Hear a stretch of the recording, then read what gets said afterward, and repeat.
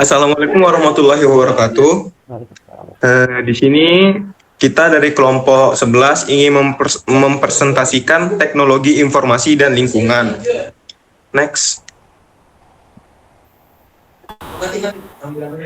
Nah, kita di sini terdiri dari 3 orang, yaitu Mo Sakib, Dendi Al-Fayed dengan NIM F1D02410122 dan Nadine Mufida dengan NIM F1D02410128 dan saya sendiri Muhammad Ziaul Haq dengan NIM F1D02410125.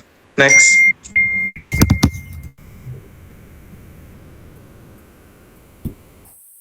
Nah, daftar isi bisa didapat dilihat.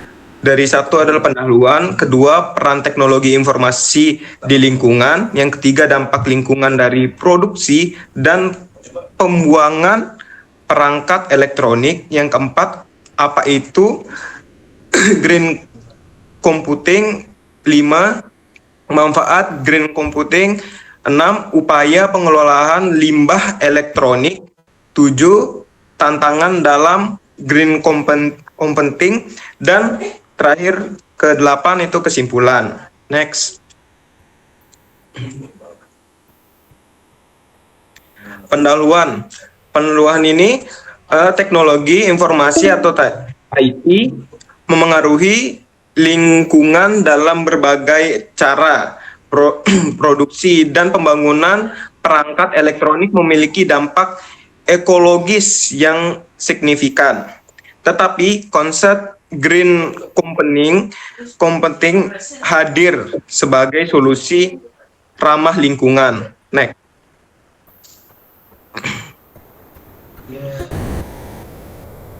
Apa peran teknologi informasi di lingkungan? Teknologi informasi memiliki peran penting dalam menjaga lingkungan selalu melalui berbagai aspek. Dalam pemantauan lingkungan, teknologi seperti sensor LUT digunakan untuk memantau kualitas udara dan air secara real time. Sementara citra satelit membantu mengamati deforestasi dan perubahan iklim. Dalam manajemen limbah, teknologi memungkinkan pengembangan aplikasi berbasis komunitas untuk mengelola sampah secara efisien dan menerapkan sistem otomatis dalam proses daur ulang. Selain itu, teknologi informasi juga berperan dalam edukasi dan meningkatkan kesadaran masyarakat melalui kampanye digital untuk pelestarian lingkungan dan penyediaan platform online sebagai sumber informasi dan mudah diakses. Next. Dampak lingkungan dari produksi dan pembuangan perangkat elektronik itu ada 3, ada e-waste, konsumsi energi, dan overproduksi dan sampah. Selanjutnya akan dijelaskan oleh Nadine Mufida. Baik, saya akan melanjutkan materi terkait dengan dampak lingkungan dari produksi dan pembuangan perangkat elektronik. Yang pertama ada e-waste, yaitu limbah elektronik mengandung bahan beracun seperti timbal dan merkuri yang mencemari tanah dan air. Kedua, ada konsumsi energi, yaitu produksi perangkat elektronik memerlukan energi besar, menyebabkan emisi karbon yang tinggi. Yang ketiga ada overproduksi dan sampah, yaitu siklus hidup perangkat yang pendek menyebabkan peningkatan limbah elektronik global. Selanjutnya, pengertian dari green computing. Green computing atau komputasi hijau adalah pendekatan penggunaan teknologi informasi yang ramah lingkungan untuk mengurangi dampak negatif terkait dengan ekosistem. Prinsip green computing sebagai berikut. Yang pertama ada efisiensi energi. merupakan menggunakan perangkat hemat energi dan mematikan alat saat tidak digunakan. Kedua ada daur ulang, memanfaatkan kembali komponen elektronik untuk mengurangi limbah. Ketiga ada virtualisasi, mengurangi kebutuhan perangkat fisik melalui teknologi cloud dan server virtual. Yang keempat ada desain ramah lingkungan, membangun perangkat dengan bahan yang mudah terurai atau didaur ulang. Selanjutnya, saya akan menjelaskan terkait dengan manfaat green computing. Teknologi green computing memberikan peran penting dalam menjaga lingkungan. Selain mengurangi dampak negatif teknologi komputer pada lingkungan, teknologi green computing juga membantu perusahaan meningkatkan efisiensi operasional mereka. Di antaranya yang pertama itu mengurangi jejak karbon. Ini berarti green computing membantu mengurangi emisi gas rumah kaca yang dihasilkan oleh penggunaan komputer dan perangkat terkait. Hal ini dicapai melalui penggunaan energi yang lebih efisien dan praktik yang lebih ramah lingkungan dalam siklus hidup perangkat. Yang kedua ada efisiensi biaya. Dengan mengurangi konsumsi energi dan sumber daya, perusahaan dan individu dapat menghemat uang dalam jangka panjang. Penggunaan perangkat hemat energi dan perangkat daur ulang dapat menurunkan biaya operasional dan pengadaan. Yang ketiga ada pengurangan penggunaan energi. Green computing mendorong penggunaan perangkat keras dan lunak yang dirancang untuk mengonsumsi lebih sedikit daya. Ini termasuk desain prosesor yang lebih efisien, penggunaan mode tidur pada perangkat, dan virtualisasi server. Yang terakhir, pelestarian sumber daya. Praktik green computing juga berfokus pada penggunaan sumber daya alam yang lebih berkelanjutan. Ini melibatkan penggunaan bahan yang dapat didaur ulang, mengurangi limbah elektronik atau e-waste, dan memperpanjang umur perangkat keras melalui perbaikan dan penggunaan kembali.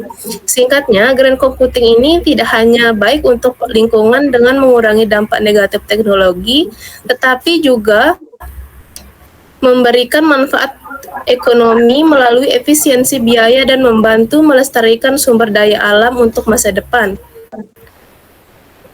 Selanjutnya akan dijelaskan oleh Saudara Dendi. Baik, di sini saya akan menjelaskan upaya pengelolaan limbah elektronik. Apa saja sih upaya untuk pengelolaan limbah elektronik itu? Yang pertama ada desain ramah lingkungan. Produk didesain agar mudah didaur ulang dan menggunakan bahan yang tidak berbahaya. Apa sih maksudnya? Nah, jadi produk didesain ramah lingkungan itu agar menjadi lebih efisien dan ramah lingkungan sehingga tidak berbahaya bagi lingkungan alam. Kemudian kita lanjut ke daur ulang formal dan aman. Produk didesain agar mudah didaur ulang, peningkatan infrastruktur dan teknologi pengolahan limbah elektronik secara aman dan efektif. Nah, ini penting juga untuk meningkatkan infrastruktur dan teknologi pengolahan limbah elektronik agar proses daur ulang itu bisa dilakukan secara aman dan efektif. Dan hal ini tuh mencakup fasilitas pengolahan yang memadai serta teknologi pendukungnya. Selanjutnya kita ke kebijakan pemerintah, regulasi ketat terhadap impor e-waste, dan tanggung jawab produsen untuk pengolahan limbah dan menggunakan bahan tidak berbahaya. Nah, di sini pemerintah juga memiliki peran penting melalui regulasi ketat. Jadi produsen juga perlu bertanggung jawab terhadap pengolahan limbah produk mereka. Jadi termasuk dengan menggunakan bahan yang tidak berbahaya juga. Terus kita masuk ke edukasi masyarakat. Kampanye dan edukasi pentingnya pengelolaan limbah elektronik yang bertanggung jawab. Itu jadi kampanye dan edukasi masyarakat tuh sangat penting banget. Jadi tujuannya adalah untuk peningkatan kesadaran tentang pentingnya pengelolaan limbah elektronik yang bertanggung jawab. Lalu kita masuk ke slide selanjutnya. Tantangan dalam computing. Itu meskipun green computing menawarkan banyak manfaat, terdapat beberapa tantangan yang bisa dihadapi. Biaya implementasi teknologi ramah lingkungan masih relatif tinggi. sehingga membatasi adopsi di berbagai sektor. Selain itu, kesadaran masyarakat tentang pentingnya praktik green computing masih rendah. Keterbatasan teknologi dalam mendukung efisiensi energi dan proses daur ulang juga menjadi hambatan dalam menerapkan konsep ini secara luas. Nah, eh, biaya implementasi di sini tuh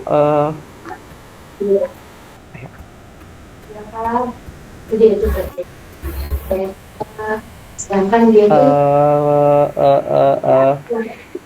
Rasio masih relatif tinggi, sehingga tuh buat organisasi dan sektor industri itu enggan untuk beralih ke solusi yang lebih hijau ini gitu. Terus juga kesadaran masyarakat tuh penting banget biar green computing ini berjalan lancar, dan juga keterbatasan teknologi juga menjadi hambatan yang paling besar dalam menerapkan konsep ini. Itu aja sih dari saya. Terima kasih. Next, bisa next. Nah, sekarang kita masuk ke sesi kesimpulan, sesi terakhir dari presentasi kami. Dirinya kesimpulannya adalah green computing menjadi solusi utama untuk mengurangi dampak negatif teknologi informasi terhadap lingkungan dengan memanfaatkan efisiensi energi, daur ulang perangkat, dan inovasi ramah lingkungan. Kita dapat menekan polusi elektronik dan emisi karbon. Dukungan dari berbagai pihak sangat dibutuhkan untuk mengatasi tantangan dalam penerapannya dan mewujudkan lingkungan yang lebih berkelanjutan. Next. Dan dari kelompok kami, kelompok 11, sekian, terima kasih. Kita dari kelas B, Informatika. Wassalamualaikum warahmatullahi wabarakatuh. Siapa yang mau bertanya di sini? Komen aja. Ya, bisa. Interupsi. Guys.